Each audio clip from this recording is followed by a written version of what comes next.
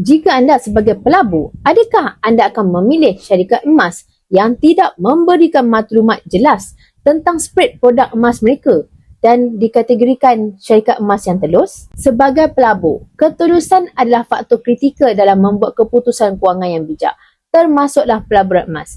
Jika sesebuah syarikat emas tidak memberikan maklumat jelas tentang spread, iaitu perbezaan antara harga jual dan harga beli balik, ia boleh dianggap sebagai tidak telus. Ini adalah kerana kesan daripada kekurangan ketulusan. Yang pertama, pelabur akan susah nak mengira kos sebenar dan potensi keuntungan emas mereka. Yang kedua pula, risiko memanipulasi harga atau ketidakseimbangan maklumat antara syarikat dengan pelanggan.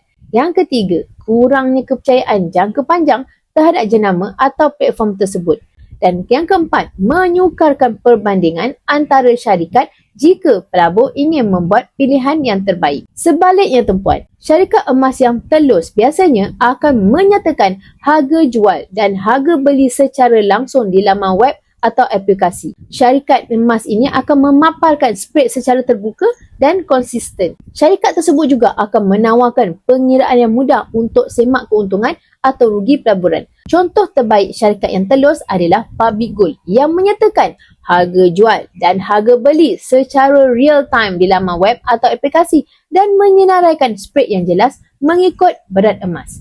Kesimpulannya tuan-puan, sebagai pelabur adalah lebih selamat dan profesional untuk tuan-puan memilih syarikat yang mengutamakan ketulusan supaya tuan-puan boleh merancang strategi pelaburan dengan yakin dan bijak. Semoga perkongsian ini akan menjadikan tuan-puan sebagai penyimpan emas yang berilmu. Boleh ada akaun simpanan emas di Public Gold? Boleh klik di bio saya. InsyaAllah saya akan tunjukkan cara dan langkah terbaik simpanan emas tuan-puan. Emas, pasport kekayaan kita semua.